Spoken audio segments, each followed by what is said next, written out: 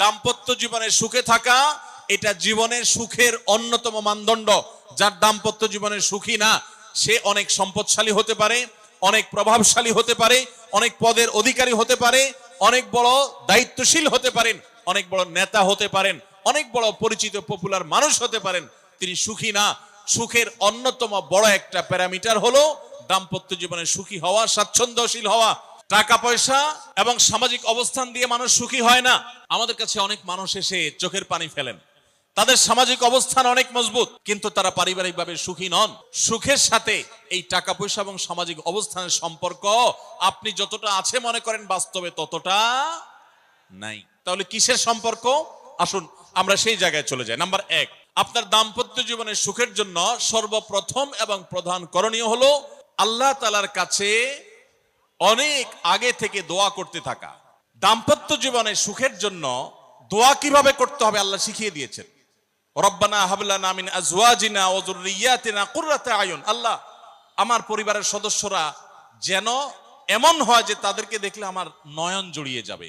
ওয়াজআলনা লিল মুত্তাকিনা ইমামা। আর আমাদের সবাইকে, গোটা পরিবারকে আপনি মুত্তাকিদের ইমাম বানায় দেন, সৎ মানুষ বানায় দেন। কারণ সৎ যদি না হয়, আল্লাহভীরু যদি না হয়, তাহলে কখনো তাদের মাধ্যমে আপনি সুখ শান্তি পেতে পারেন না। তাহলে প্রথম করণীয় দাম্পত্য জীবনের সুখের জন্য, সুখী দাম্পত্যের জন্য আল্লাহর কাছে দোয়া করতে থাকা। সূরা ফুরকানের ৭৪ নম্বর আয়াত, এর পাশাপাশি আরো যত আয়াত আছে, অথবা সাধারণভাবে আপনি আল্লাহর কাছে, আল্লাহ আমি ভালো সঙ্গী যেন পাই সেজন্য দোয়া করতে থাকবো। আল্লাহ আমাদেরকে তৌফিক দান করুন। দাম্পত্য জীবনের সুখের জন্য দ্বিতীয় গুরুত্বপূর্ণ বিষয় হলো জীবন সঙ্গীর সঙ্গে নির্বাচন করার ক্ষেত্রে অন্য যাই থাকুক আর না থাকুক, ধার্মিকতা আছে কিনা এটা দেখতে হবে। এটা যদি দেখেন তাহলে সেক্ষেত্রে ইনশাআল্লাহ আপনি সুখী হবেন। এখানে মুশকিল হলো আজকাল মেয়েদের বোরকা পরলেই মনে করা হয় ধার্মিক, ছেলেরা নামাজ পড়তেছে মনে করা হয় ধার্মিক। এটুকুই শুধু ধার্মিকতার সংজ্ঞা নয়।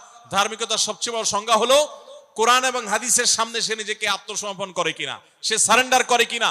আল্লাহর নির্দেশ পেয়েছে, রাসূলের নির্দেশ পেয়েছে, আল্লাহর নিষেধাজ্ঞা রয়েছে, সেই জায়গায় সে থেমে যায় আর সে আগে বাড়ে না, নিজেকে সমর্পণ করে দেয়, মাথা নত করে ফেলে। এরকম যদি হয় তাহলে সেই ছেলে নিয়েও সুখী থাকবেন, সেই মেয়ে নিয়েও সুখী থাকবেন। আমি বিশেষ করে মেয়ের বাবারা যারা নিজের মেয়ে বিয়ে দেওয়ার জন্য সরকারি চাকরিজীবী খুঁজেন, পয়সাওয়ালা খুঁজেন, বড় বড় পদে থাকা মানুষগুলোকে খুঁজে বেড়ান, আমি তাদেরকে বলি আপনার মেয়ের জন্য ফজরের নামাজের সামনের কাতারে থাকা যুবকগুলোকে খুঁজে বের করেন। দাম্পত্য জীবনের অনেক গুরুত্বপূর্ণ একটা পয়েন্ট হলো এটা, যে আপনি তার রূপ লাবণ্য, সামাজিক অবস্থান, সম্পদ, পয়সা কড়ি এগুলো দেখেন বা না দেখেন, প্রধান বিবেচ্য বিষয় হবে তার ধার্মিকতা। এটা যদি দেখেন ইনশাআল্লাহ দেখবেন যে আপনি সুখে থাকবেন। তৃতীয় যে পয়েন্টটি বলতে চাই তা হলো দাম্পত্য জীবনে সুখী হতে হলে সবর এবং শুকর, এই দুইটা মূল মন্ত্রের কোনো বিকল্প পথ খোলা নেই। সেটা স্বামীর জন্য প্রযোজ্য, স্ত্রীর জন্য প্রযোজ্য। স্বামী হিসাবে আপনি স্ত্রীর অনেক অনিয়ম দেখতে পাবেন, অনেক কিছু দেখতে পাবেন, আপনার আকাঙ্ক্ষা, আপনার চাহিদা, প্রত্যাশার বিপরীত, আপনাকে সবর করতে হবে। দাম্পত্য জীবনে টুকটাক সমস্যা হবেই, এটা প্রত্যাশিত। মনে রাখবেন এই জিনিসটা যদি আপনি আগে থেকে মাথায় রাখেন তাহলে আপনার কষ্ট অনেকখানি দূর হয়ে যাবে।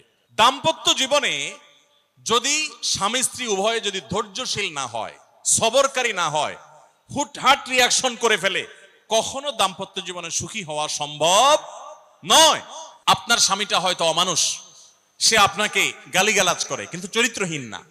অনেকের স্বামীটা খুব ভদ্র কিন্তু চরিত্রহীন, ব্যবহার ভালো করে চরিত্রহীন, তাদের কষ্ট আপনার চাইতে কম না, নিশ্চয় আপনি তার চাইতে ভালো আছেন। মানুষ এভাবে যখন ভালো দিকগুলো চিন্তা করবে তখন তার ভিতরে শুকর আসবে। তাহলে দাম্পত্য জীবনে সুখ শান্তির জন্য তৃতীয় করণীয় হলো সবর এবং শুকরের চর্চা করা। আল্লাহ আমাদের সবাইকে তৌফিক দান করুন। 4 নম্বর হলো স্বীকৃতি দিতে জানা।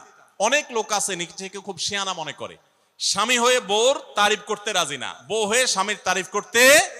দাম্পত্য জীবনের সুখের জন্য একে অন্যের তারিফ করার কোনো বিকল্প নাই। এই জন্য দাম্পত্য জীবনে সুখ শান্তির জন্য একে অন্যকে ভালোবাসা, প্রশংসা করতে জানা, বিশেষ করে স্বীকৃতি দিতে জানা, ভালো গুণগুলোর কথা বলা, এটা হারিয়ে গেছে। অনেকে মনে করে যে না, ভালো গুণ বললে মাথায় উঠবে, এটা ভুল।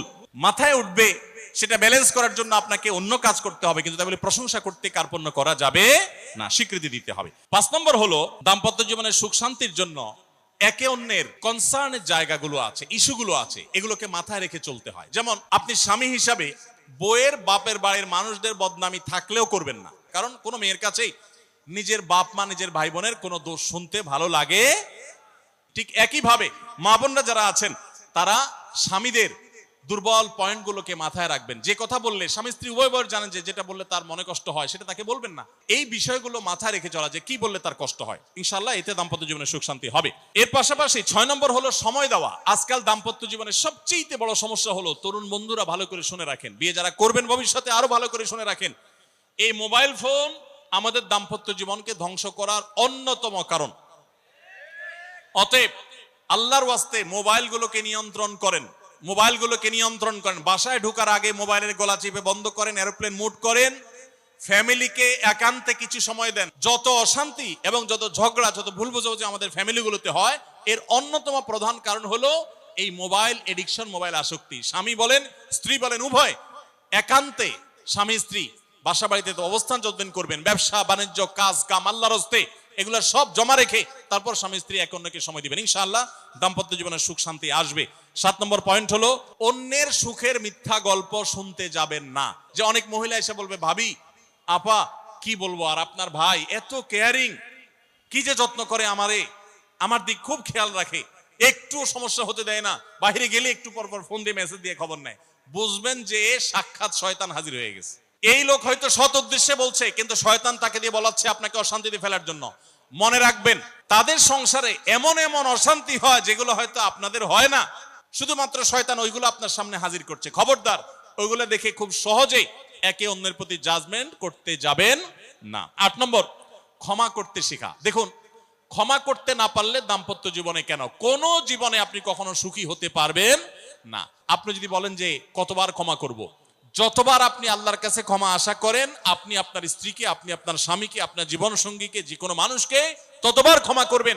আপনি জীবনে একই পাপ কতবার করেন, আল্লাহ মাফ করবেন আশা করেন না, তাহলে আপনার আল্লাহর বান্দাকে কেন আপনি ক্ষমা করবেন না? বিধায় ক্ষমা করা এটা শিখতে হবে। আল্লাহ তাআলা ক্ষমাশীল মানুষদেরকে ভালোবাসেন, বিধায় আমরা ক্ষমা করতে শিখবো ইনশাআল্লাহ। 9 নম্বর হলো শয়তান যে সমস্ত জায়গাতে ধোঁকা দেয়, এই জায়গাগুলোকে ক্লিয়ার রাখা। যেমন একটা পয়েন্ট বলি, স্বামী স্ত্রীর মধ্যে কিছু কিছু জিনিস প্রাইভেট থাকতে পারে। আপনার স্ত্রী আপনার শ্বশুর বাড়িতে ফোনে কথা বলেছে, কি বলেছে, আম্মা তোমার সাথে কি বলেছে, তোমার আব্বা কি বলেছে, তোমার ভাই কি বলেছে, ব্যক্তিগত বিষয়গুলো খুব বেশি খোঁচাখুচি করে জানতে যাবেন না। এগুলো জানতে গেলে অশান্তি হবে। অনেক সময় দেখা যেতে পারে কোনো কিছু দেখে আপনার সন্দেহ হয়েছে, তাহলে এটা পেটের ভিতর রাখবেন না। আবার খারাপ ভাবে উপস্থাপন না করে সুন্দরভাবে উপস্থাপন করুন যে আমার কাছে এরকম মনে হয়েছে, তাতে সাময়িক ঝগড়া হোক, কিন্তু আপনি ক্লিয়ার হয়ে যাবেন এবং নিজেদের মধ্যে কোনো ঝামেলা থাকবে না। শয়তান বিশেষ করে ওয়াসওয়াসা, কুমন্ত্রণা, সন্দেহের রোগ দিয়া দাম্পত্য জীবনে সবচেয়ে বেশি অশান্তি তৈরি করে। এজন্য সন্দেহকে কোনো স্থান দিবেন না। যখনই সন্দেহ আসবে বুঝবেন যে শয়তান এটা সৃষ্টি করছে। সর্বশেষ 10 নম্বর হলো শাসন করার যদি কখনো দরকার হয়, স্বামী হোক আর স্ত্রী হোক বা সাধারণ মানুষের ক্ষেত্রে এটা প্রযোজ্য, রাগের মাথায় কখনো শাসন করবেন না। শাসন করতে হলে মাথা গরম হয়ে গেছে একটু সবর করবেন, ঠান্ডা মাথায় শীতল মাথায় তারপরে শাসন করবেন। যখন রাগ উঠছে তখন কিছু বলতে যাবেন না। আপনার রাগ